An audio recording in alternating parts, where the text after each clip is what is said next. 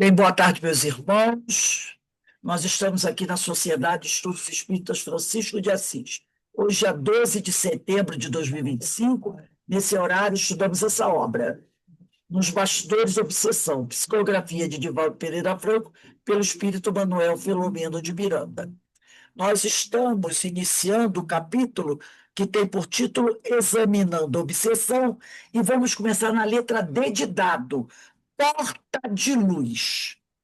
E eu também pedi a vocês, no início, talvez vocês não tenham percebido, que eu vou precisar do livro dos médiuns, e é bom deixar também o livro dos espíritos e o evangelho aqui pertinho da gente, porque a gente vai ler um Caiu de desses novo. três livros, tá?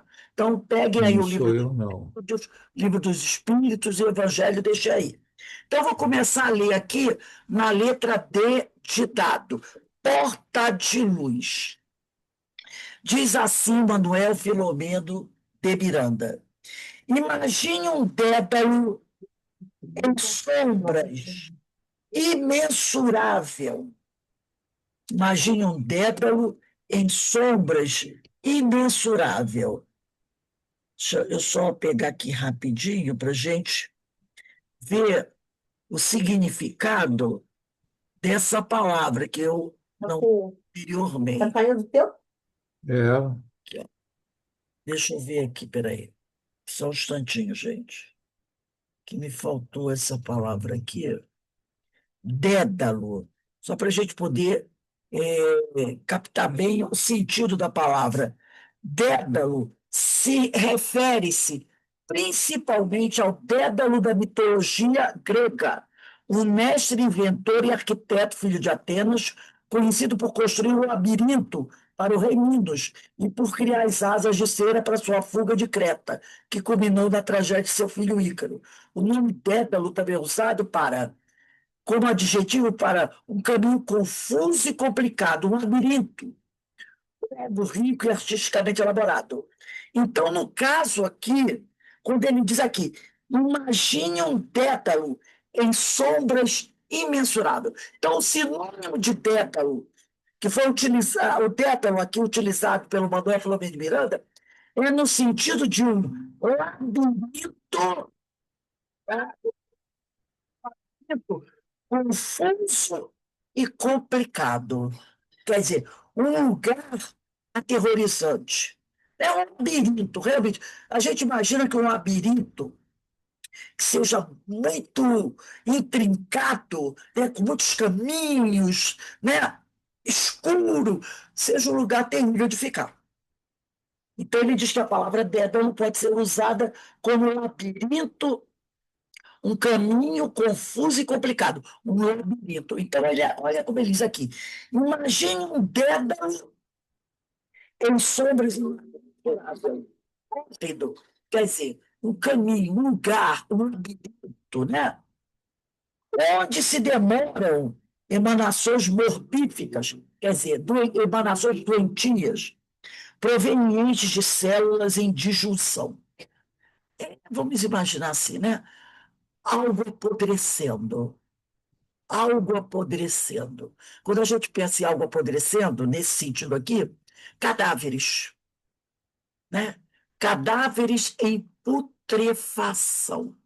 O cheiro, o odor que se espalhou. Por isso ele fala: imagina um tétano, esse é um labirinto terrível, triste, escuro, em sombras imensurável, córrido, onde se demoram emanações morbíficas provenientes de células em disjunção. Então, algo, né, podre, algo em putrefação. Então, o odor era esse. Charco miasmático, carregado de lodo estável, tendo por céu nimbos borrascosos, tipo nuvens escuras, pesadas, sacudidos por descargas elétricas, quando você olha para o céu, está muito escuro e começa a aparecer aqueles raios, parece que vai cair uma tempestade. Ou sombrio que agasalha batráquios, quer dizer, um pântano, né? E ofídeos, pântano com cobras, répteis e toda a fauna asquerosa. Então é realmente, né, um lugar, um pântano, um labirinto, um lugar cheio de lodo, mal cheiroso, região varrida por ventos ululantes. Então ele mandou a gente imaginar um lugar como esse, longe da esperança, onde uma tênue e célebre perspectiva de paz não treme luz. Então é um lugar de medo, é um lugar de horror, um lugar onde a tristeza, a violência, né, predomina. É um lugar dessas condições, né? Um lugar onde não existe a benevolência, a indulgência que a nossa irmã Mônica Pimenta falou ontem, tão bem na nossa palestra pública, onde não existe a piedade.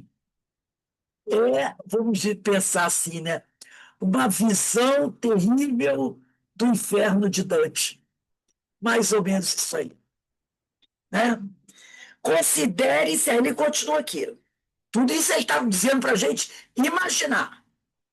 Considere-se relegado a esse labirinto nefasto, longe de qualquer amparo, a mergulhar a mente em febre dos abismos do remorso que fantasmas incansável assume proporções inimagináveis. Aqui, sabe o que me via a cabeça? Me via a cabeça uma coisa horrível, horrível. Até por causa do nosso estudo da Ivone Pereira, que a gente faz, né? Que a gente está fazendo do livro da Ivone, Dramas da Obsessão. Quando o doutor Bezerra descreve aquele lugar, né, as masmorras, onde viviam aquelas pessoas da Inquisição que sofrendo aquelas torturas. Porque as masmorras da Inquisição do Santo Ofício não era uma masmorra onde tivesse um prisioneiro sendo torturado. Não. Eram grandes, essas masmorras eram como se fossem grandes salões com inúmeros prisioneiros ali. Um na roda, outro naquele esticado, outro sendo queimado vivo. Era tipo um salão com inúmeros prisioneiros sofrendo as maiores e mais abjetas torturas. E os inquisidores eram muitos, 2, 3 por cada prisioneiro, tentando arrancar o pior da sua cabeça para aplicar aqueles prisioneiros. Então, naquele lugar, reinava o quê? Gritos, né? Gritos pavorosos, de medo, de dor, de revolta, de ódio, né? Todo tipo de instrumento bárbaro, pedaços de pessoas, sangue correndo para o Então, imagine esse ambiente terrível. Isso me vem à cabeça. É mais ou menos isso que ele está tentando descrever. Você, num lugar como esse, sofrendo todo tipo de abuso, um lugar sujo, né? Escuro. Manuel Filomeno de Miranda está descrevendo um lugar desse. Como o doutor Bezerra, na nossa aula, descreveu a situação daquelas pessoas que sofrem aquelas torturas. E aí você imagina o local onde essas torturas foram feitas. Coisas assim terríveis. Então, ele diz aqui, né?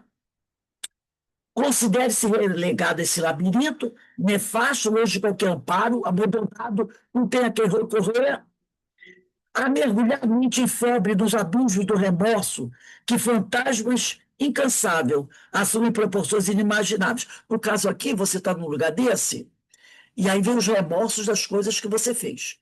Porque aí a pessoa deduz o quê? Eu estou no inferno. Sob o estrugir de recordações vigorosas, das quais não se consegue furtar, ressumando erros, nossa, ressumando erros propositais, causais e casuais, com que se distanciou da paz. Ao grado necessite de esperança ou refazimento, silêncio para meditar, uma aragem fresca para a renovação, escute inerme os companheiros de desdita em imprecações e lamentos dominados pela própria sandice, onde a razão se fez sicário impiedoso. Sicário quer dizer carrasco, carrasco, né? Sem, sem entranhas, e se encarrega ela, a razão, ela mesma, de justificar com as orragues chicotadas, né? Em forma de cilícios, castigos, que lhe são involuntários, sem equilíbrio, para uma evocação suave e um painel de dor, ternura, amor. Imagine você passando por uma situação dessa. Você não vai conseguir nem fazer uma prece. A sua cabeça está no turbilhão. Não precisa, gente, não precisa muito. Às vezes, nós aqui na Terra, onde estamos, quando a gente passa por um aperto, né? Você, você fica tão, às vezes, agitado, correndo, que você esquece de rezar. Da hora do vamos ver como é que fica. Aí depois a pessoa assim, você tem que rezar nessa hora, você vai dizer, gente, pelo amor de Deus, eu me lembrei de. Porque as pessoas dizem, na hora que a coisa fica complicada, eu penso, essa ajuda a Deus. Gente, a gente às vezes não lembra de fazer uma prece na hora que o teto cai na nossa cabeça. A gente começa a gritar, sabe, se revoltar, falar um monte de coisa, e a gente esquece daquilo que a gente fala para todo mundo. Tem que rezar. Passado o tempo é que a gente vai rezar, e aí alguém diz, você rezou? Não, na hora não me veio, nem consegui. E olha, é um problema que não é isso. Então, a criatura, olha, ele diz aqui, né? A pessoa está sem equilíbrio. Aqui são os desencarnados num lugar como esse, terrível. Sem equilíbrio para uma evocação suave, um painel de ternura, amor, opressa. E quando lembram de Deus, num momento como esse, o que que a pessoa faz? Meu Deus, como é que o Senhor fez isso comigo? Meu Deus, onde está que não vê isso? Meu Deus, por que não vê? É nesse sentido. É o que a gente faz. Imagine esses espíritos nessa situação terrível de tortura. Tá? Avalie, diz ele, o significado de uma porta libertadora, que subitamente se abrisse convidativa, banhada que fosse de fraca, mais significativa luz, através da qual transposta a mínima distância entre você e ela, poderia ouvir consolo, chorar sem desespero, lenindo as próprias angústias e repousar, além da qual doce canto embalante ciciasse uma melopeia, quer dizer, uma melodia conhecida, uma berceuse reconfortante. Berceuse é uma forma musical caracterizada por uma melodia suave e tranquila, inspirada em canções de Niná, com o objetivo, né, de evocar uma atmosfera calma, para embalar alguém para dormir. Então, imagine se, de repente, você tem a oportunidade de ser transportado para um lugar como esse.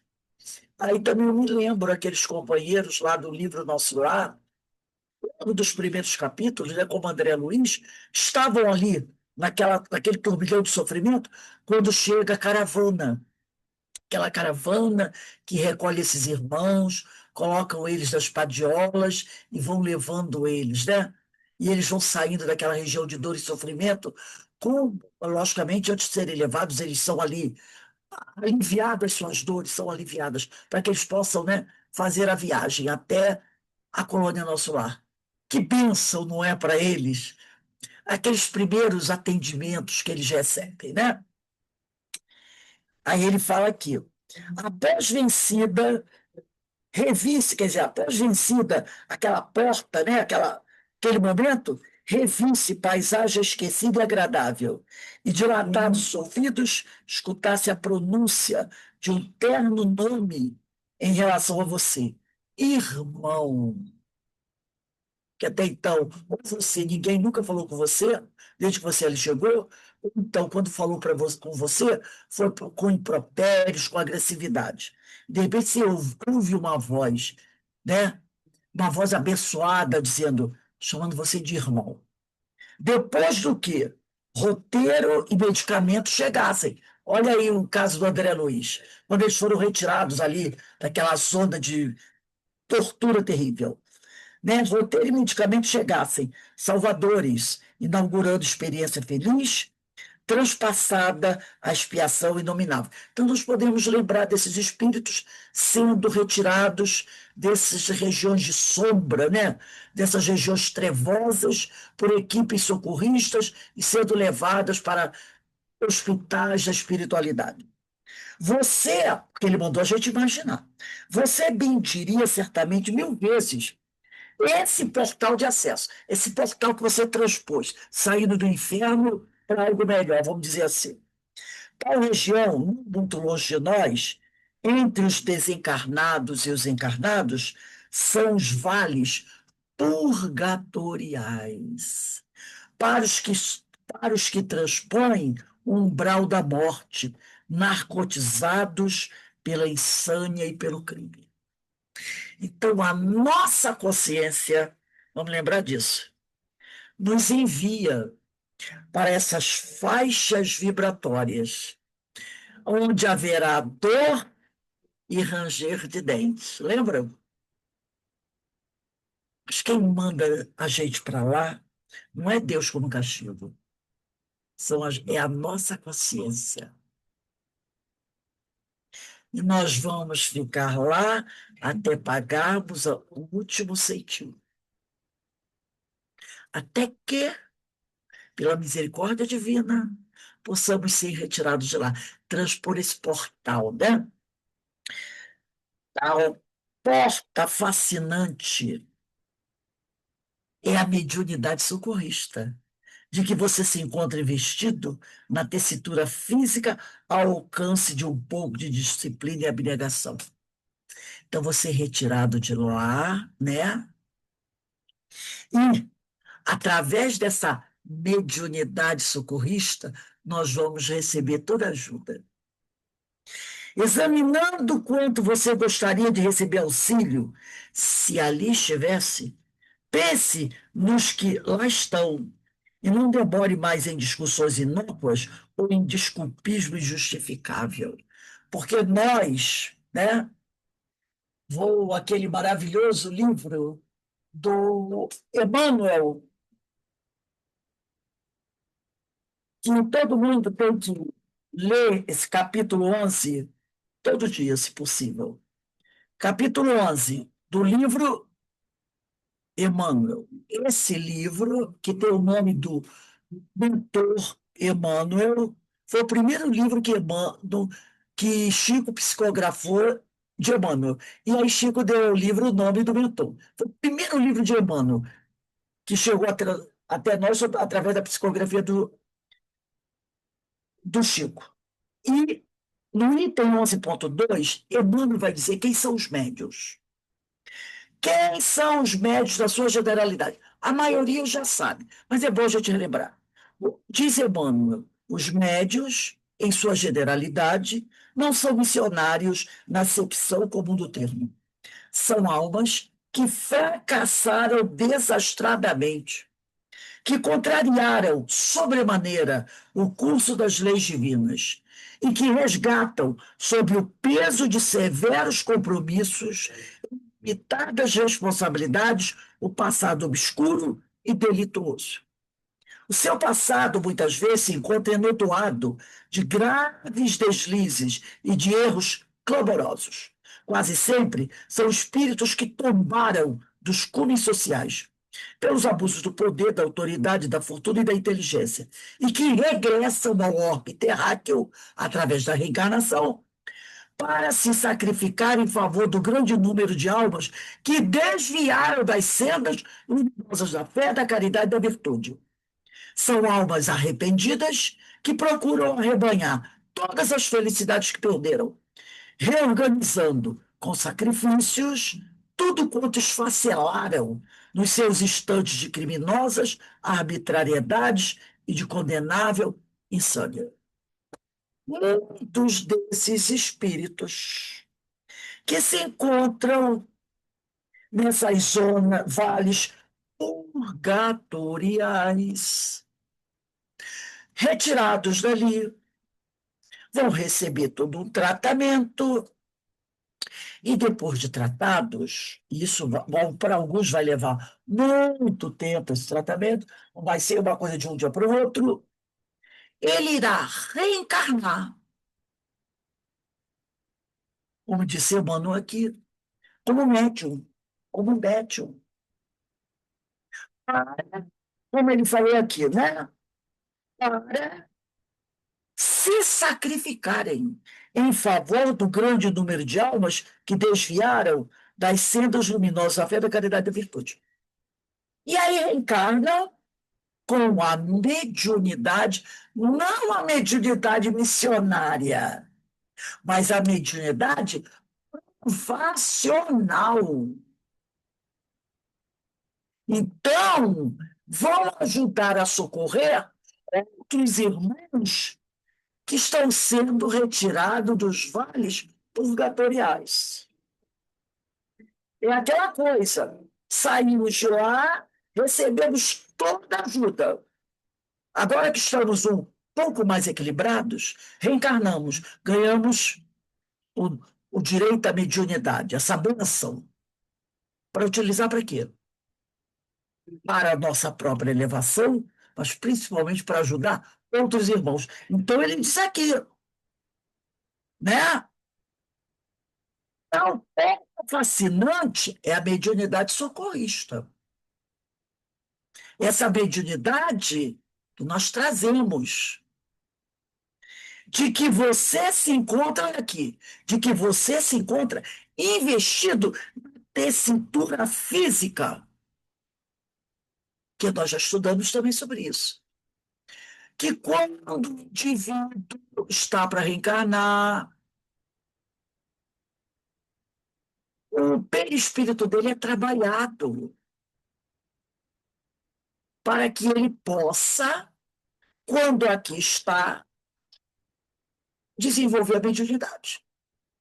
Por isso, alguns têm mediunidade, outros não. A mediunidade, como diz Allan Kardec no Livro dos Médiuns, todo mundo tem. Todo mundo tem. Todo mundo tem traços de mediunidade.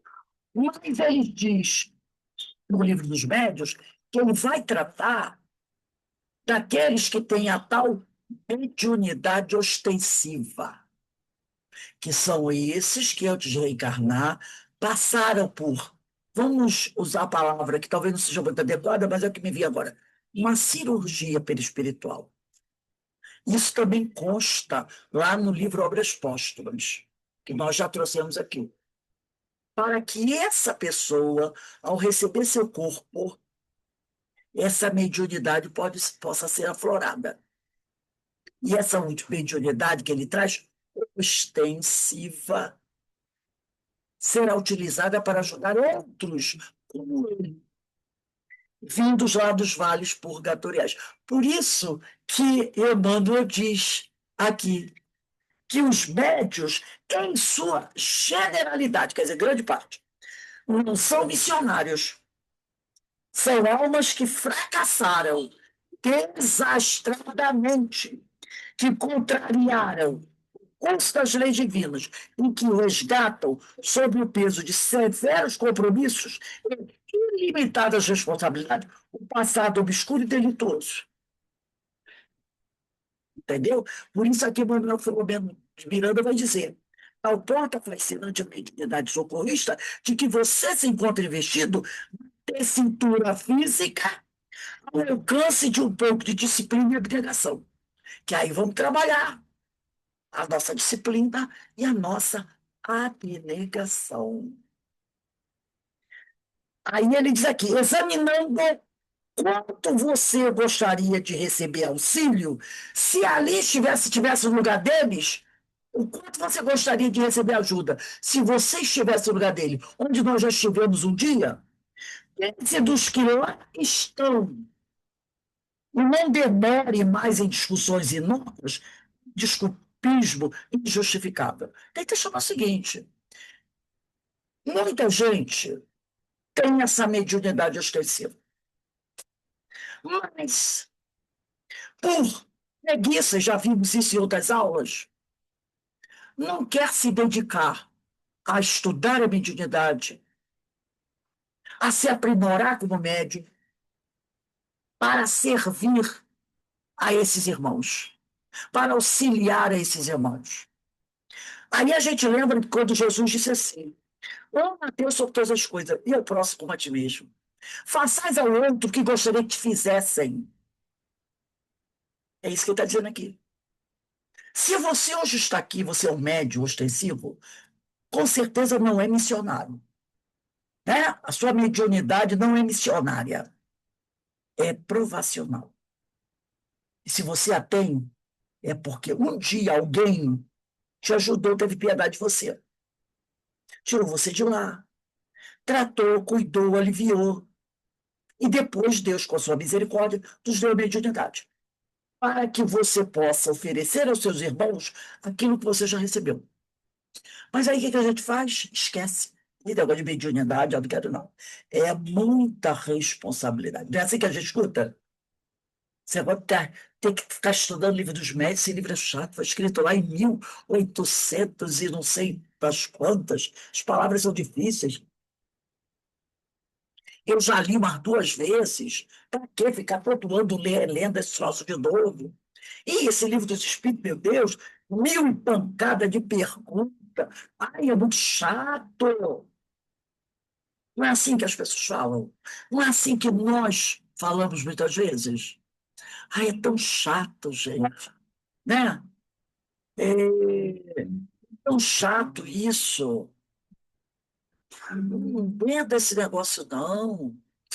Tem esse compromisso. Sexta-feira. Lembra que sexta-feira sextou? É, sai do trabalho, não é? Quer sair. Segunda-feira, não. Segunda-feira é dia das almas benditas, eu não vou fazer estudo, não. Ah, quarta-feira. Quarta-feira também é muito chato, 7h40 da noite. Logo agora que a Odete Roitman vai entrar pelo cano, eu vou deixar ver a minha novela. Não é assim que a gente faz?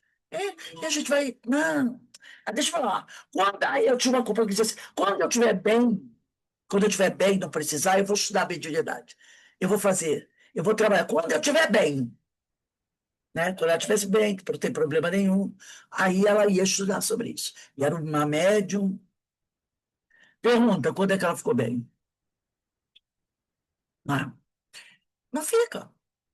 Então, é isso que ele está falando aqui. Ele está dizendo isso. Que a gente fica cheio de desculpismos injustificável. Desculpismo injustificável.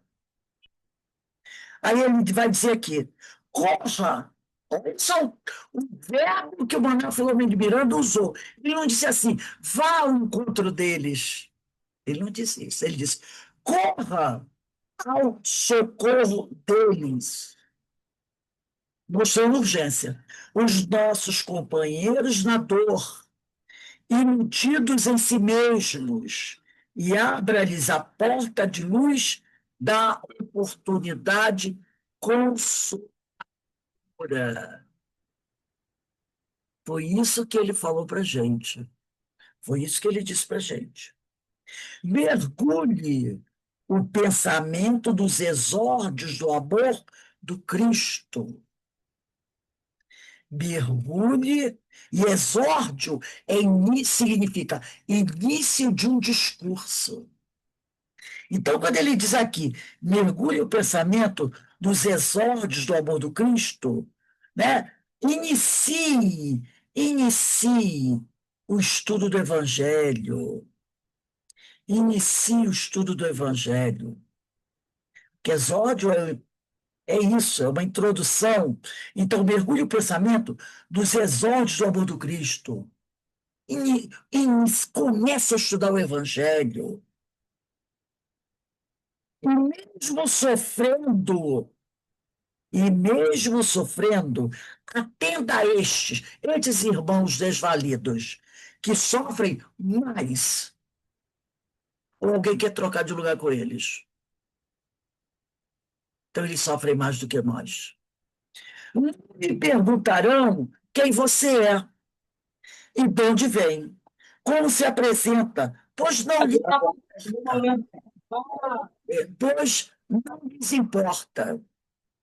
Antes, sim, desejarão saber o que você tem em nome de Jesus para lhes dar.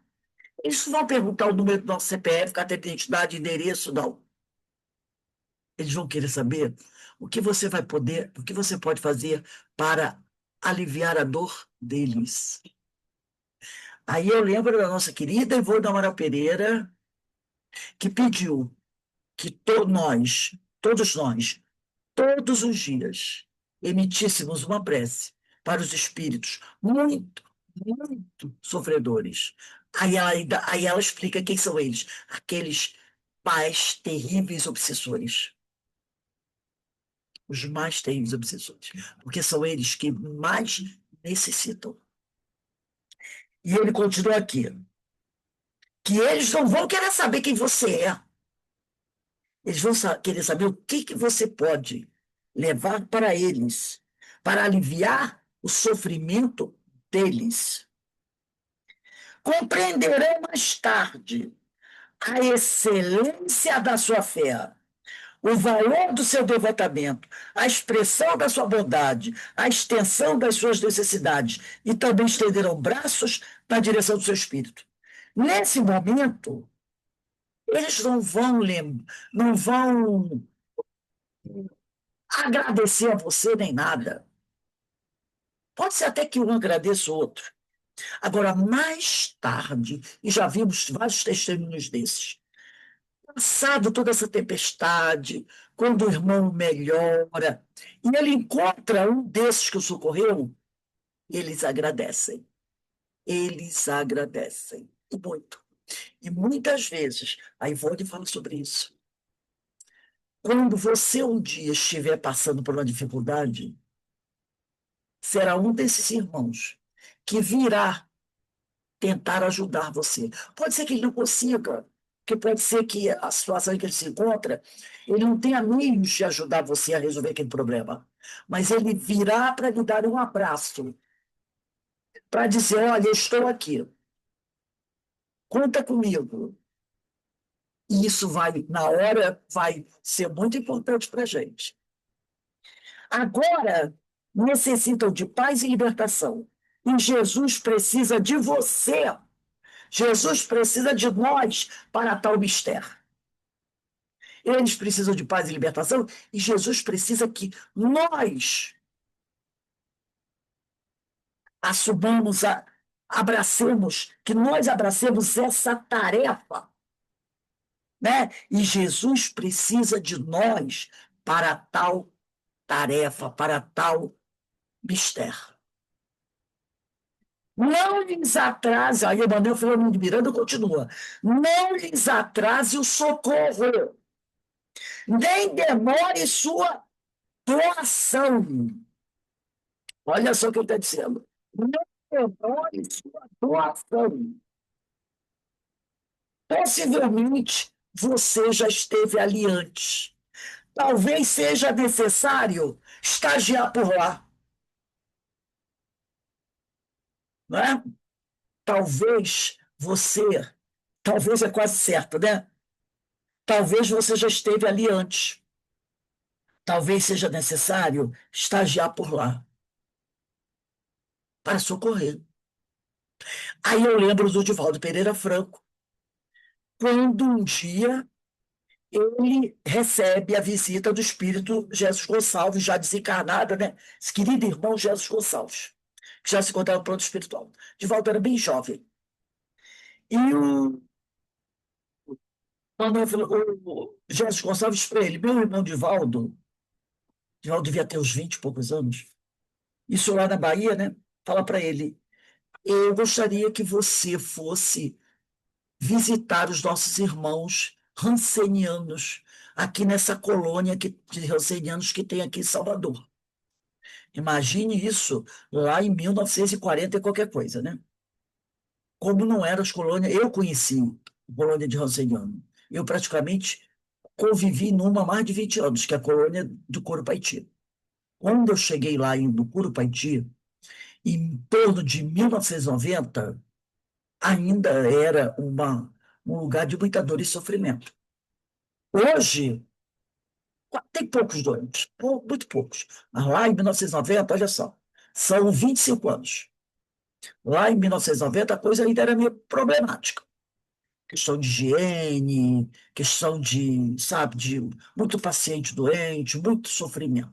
Depois, com o tempo, né, foi havendo uma melhora. Hoje, nossa, mas lá dos anos 1990, quando eu e alguns companheiros começamos a frequentar, e eu estava lá toda semana, e fiz muitos amigos lá, graças a Deus, a coisa era difícil. Imagine lá pelos anos de 1940. E aí o Divaldo, jovem, bonitinho, né?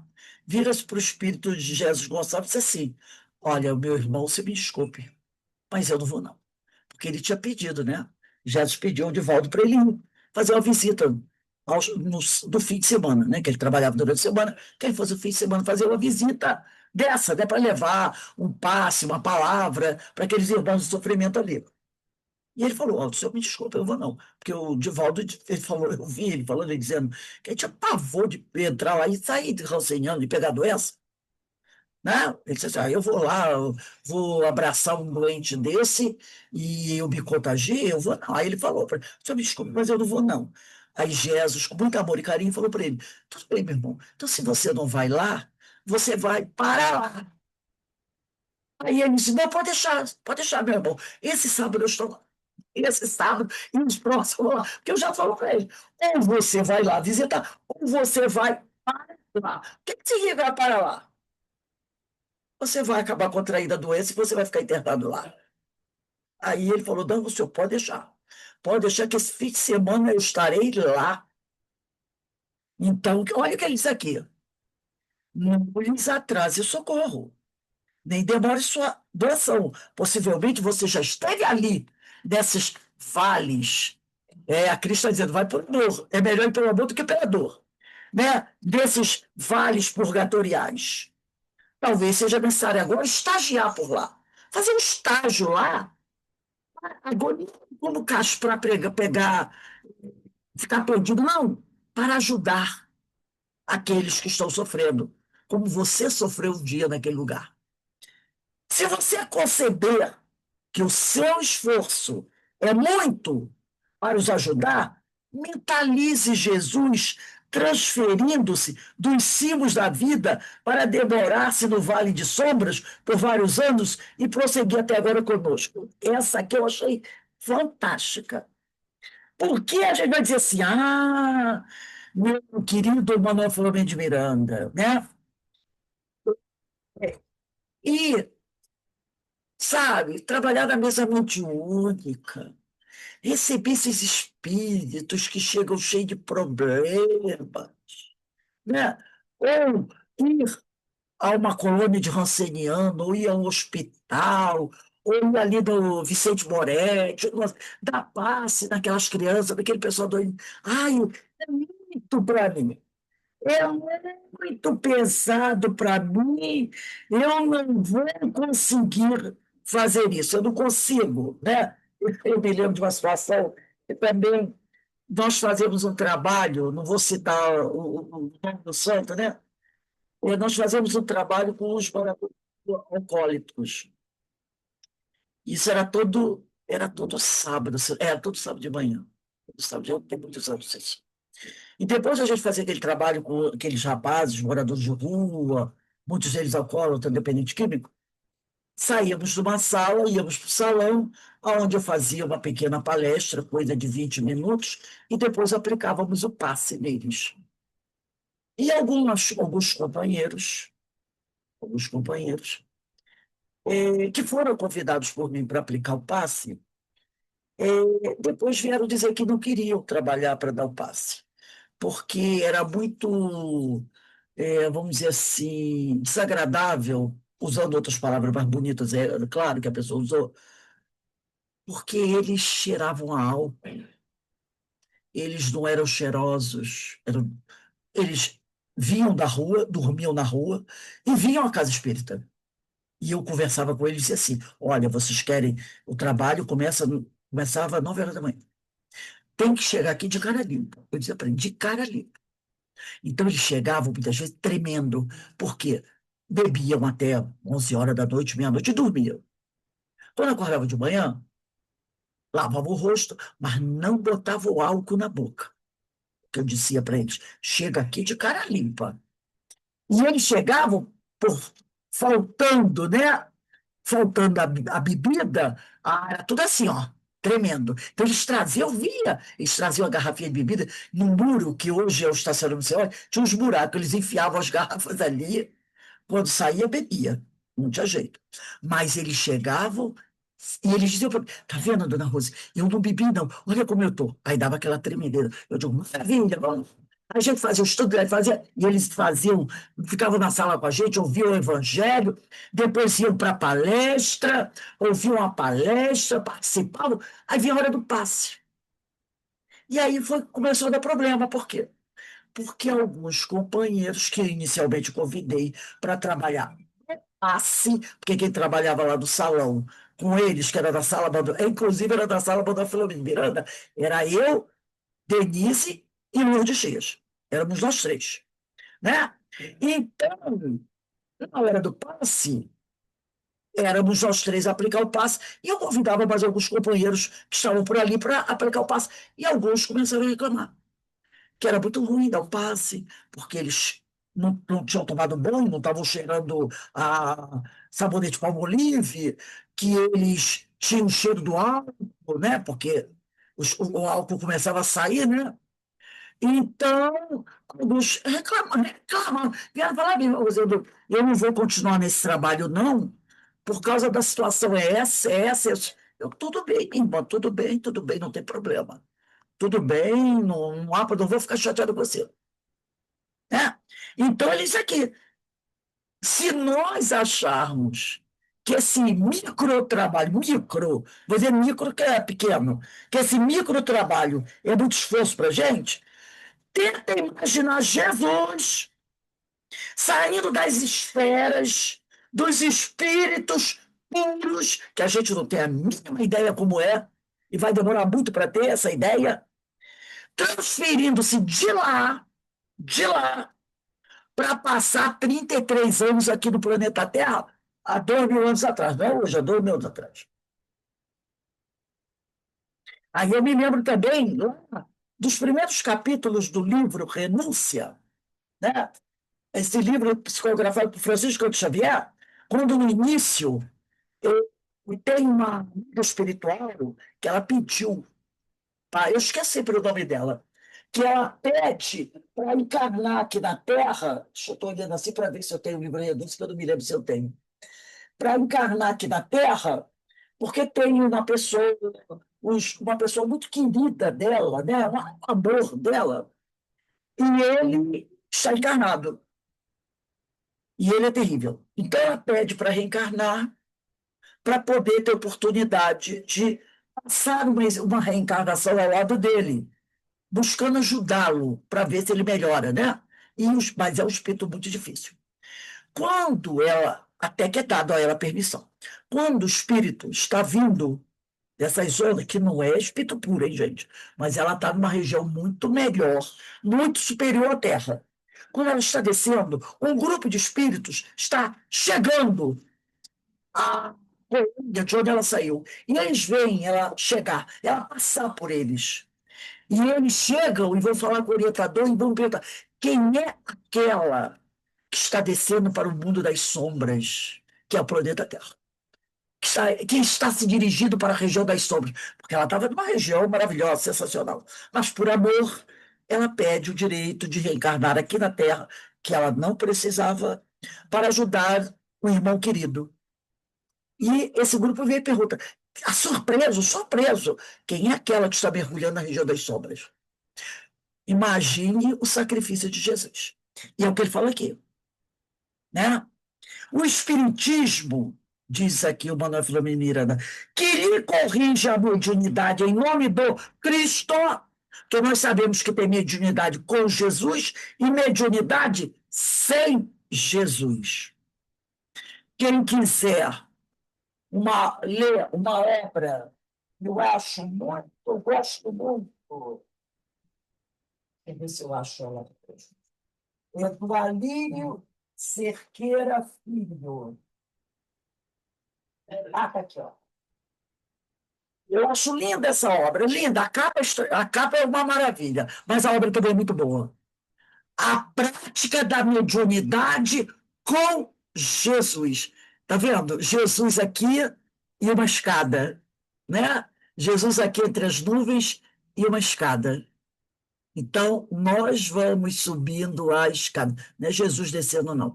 Nós é que temos que subir nos degraus para o encontro com Jesus.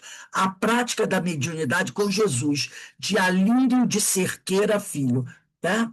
Então, eu disse aqui, o Espiritismo que lhe corrige a mediunidade, em nome do Cristo, para que a gente pratique a mediunidade com Jesus, Espiritismo que lhe consola e esclarece, ensina-lhe que felicidade é moeda cujo sonido, utilitar, somente produz festa íntima quando retorna daquele a quem se oferece e vem na direção do doador. Olha que frase belíssima.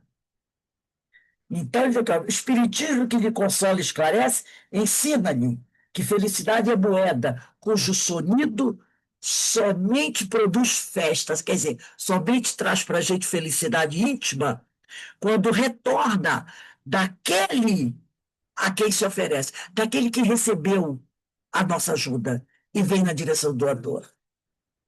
Então, nós só seremos felizes quando nós estendemos a mão para o outro e o outro sorri para nós, não agradecendo, você usa, não, mas quando o sorriso dele mostrar para a gente que ele saiu consolado, que ele recebeu ajuda, que ele conseguiu melhorar um pouco. Aí, para terminar esse item D, diz Manuel Filomeno de Miranda, se em silêncio, longe dos que aplaudem, faculdades mediúnicas, que tem gente que adora ver o espetáculo, né? Estão doando-se em silêncio, longe dos que aplaudem faculdades mediúnicas, coloque suas possibilidades a benefício dos sofredores. Nas sessões especializadas, o passe, reunião mediúnica, atendimento fraterno, evangelização, o o evangelho, um estudo que você possa fazer, onde você possa dar sua colaboração, e granjeará um crédito de bênçãos que lhe ensejará também liberdade e iluminação, à semelhança daquele que, médium do Pai, se fez o doce irmão de nós todos, milênios afora. Então, ele está dizendo, doe-se, estique os braços, coloque suas possibilidades a serviço daqueles que necessitam. E aí você ganhará um crédito de bênçãos que nos permitirá também nos tornarmos livres e um pouco mais iluminados, porque o bem retorna. A semelhança de Jesus, que ele chama de médium do Pai, médium de Deus, que se fez, vindo lá de onde ele veio, das alturas, o doce irmão de nós todos, milênios afora. Antes antes de encarnar, porque ele só veio uma vez, antes de encarnar aqui, ele já ajudava a todos nós que estávamos na caminhada. E após o seu retorno à pátria espiritual, ele continuou nos ajudando. E continuará nos ajudando milênios afora. Belíssimo texto de Manuel Filomeno de Miranda. Um convite, por enquanto é um convite, né? Para todos nós que temos possibilidades. E eu pergunto, quem não tem possibilidade de ajudar, de servir a Jesus? Todos nós temos. Todos nós temos. Mas é necessário que a gente se encha de vontade e ponha o quê? Mãos à obra. Porque, como disse a Cris aqui há pouco tempo, se a gente não vai pelo amor, não sabe por onde a gente vai. Aquele vocábulo de 3 palavrinhas. TOR, não é? E se a gente pode e tem condições disso, Ô, Rose, e não fazer? Fala, Cris. é, ma- um pouquinho mais cedo você falou o seguinte, que quando está na reunião mediúnica, é, os irmãos que vão ser socorridos na mesa, eles praticamente pedem para serem ajudados, né? E aí depois você falou que pode ser que em algum momento, mesmo que as pessoas não o conheçam, que eles possam. Ficou sem som, é, Cris. De Conceição, mas o microfone dela está ligado. Fala um pouquinho mais alto. O meu microfone está ligado. Eu estou te Ah, deve estar ouvindo bem, eu baixinho. estou te ouvindo bem.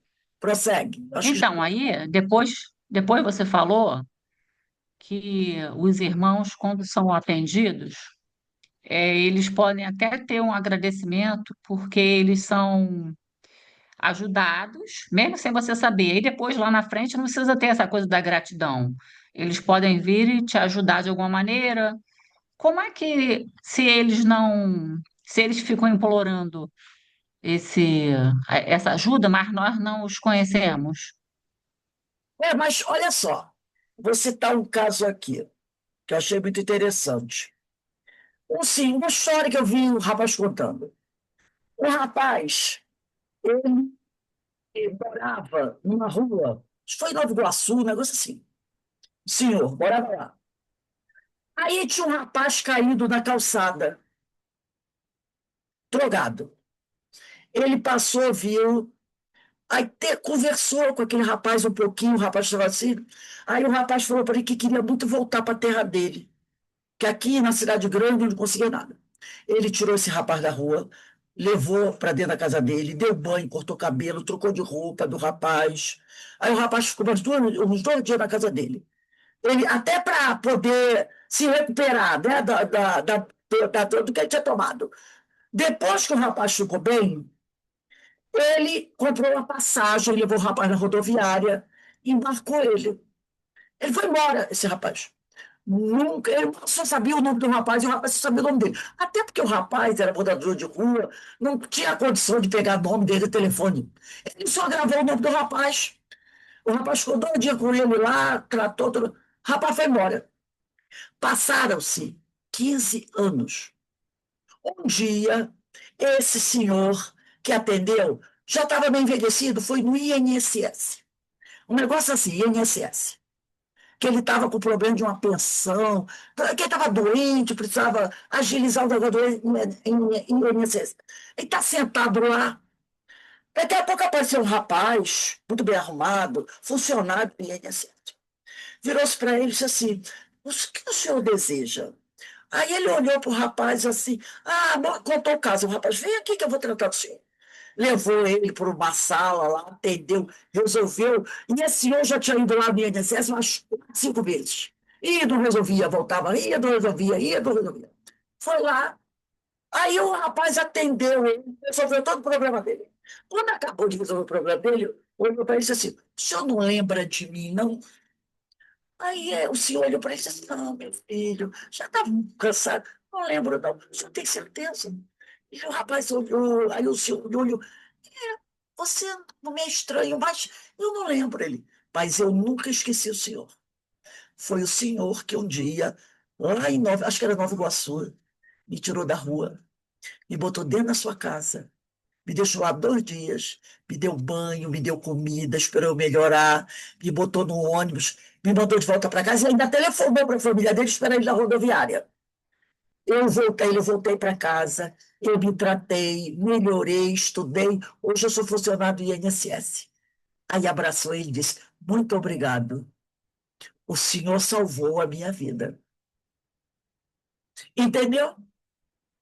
Então, esses espíritos que estão ali necessitados, eles podem não te agradecer hoje, mesmo que nunca mais te encontrem.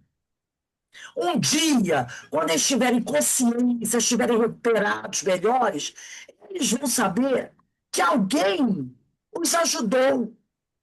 E eles vão ficar agradecidos àqueles que o ajudaram. Não Ô, precisa, Rose, não precisa nem lembrar do nosso nome. Fala, Joana. Tem um caso da Dona Ivone, que ela orou por uma suicida durante 30 anos. E depois desse tempo, uma noite, essa pessoa veio na mesa agradecer a Ivone pelos 30 anos que ela tinha orado por ela. A Ivone rezava muito por suicidas que ela pegava assim no jornal. Ela tinha um Ela caderno. orou 30 anos por ela. E ela veio na mesa agradecer pelas orações. Então, de alguma maneira, eles vão agradecer. Não precisam saber que fomos nós. Basta que eles agradeçam. Agradeço a todos aqueles que me ajudaram. Pronto. A misericórdia. Quem ajudou já recebeu a bênção. Não precisa vir agradecer a gente pessoalmente, porque tudo isso fica no astral, entendeu? E ninguém vai deixar de receber aquilo que merece receber. Ninguém. Por isso que ele fala aqui, né, que a gente procure fazer esse trabalho. E ele diz aqui: não lhes atrase o socorro, nem demore sua atuação. Possivelmente você já esteve ali antes, talvez seja necessário estagiar por lá. A gente não vai lembrar quem foram os espíritos que nos retiraram de lá. Mas a gente, toda vez que disser, Senhor, muito obrigado por todas as bênçãos que eu tenho recebido, nesse momento você está agradecendo a todos aqueles que um dia lutaram por nós.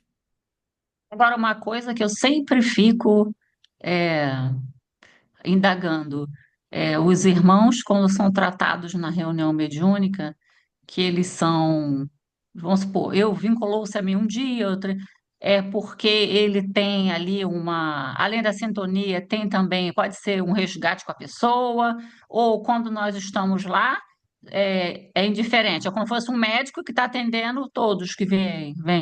Tem que ter essa preocupação. Não tem que ter. Ajuda, não importa quem foi, quem é, quem deixou de ser. Chegou, é um irmão que precisa de ajuda. Ajude. É igual aquela pessoa, você vai dar um passe. Aí você olha quem está na fileira que você vai dar um passe, alguém que você não gosta. Nessa hora não importa. É um irmão que precisa. Estique suas mãos, levante o pensamento ao alto, peça, que ele sempre diz, peça ajuda dos espíritos para potencializar suas energias e aplique o passe. Doe o seu amor. Não importa quem é, quem são eles, não importa, é bom nem saber. Não importa quem são. Quem estiver ali é porque necessita da sua ajuda. Doe-se para ele. Essa deve ser a nossa tarefa. O resto fica por conta de Jesus. Tá bom? Alguém mais gostaria de perguntar alguma coisa? Tudo ok? Então, gente, no livro dos médios, então fica para a semana que vem. Nós vamos, dia 19 do 9, a próxima aula, letra E, reuniões sérias. Por isso que eu vou precisar do livro dos médios. Então, botei a data, 19 do 9, na letra E, reuniões sérias. Tá bom? Então, nós vamos encerrar aqui o nosso estudo e eu vou pedir aqui a nossa irmã Joana para fazer a nossa prece de agradecimento. Joana, por favor, minha amiga.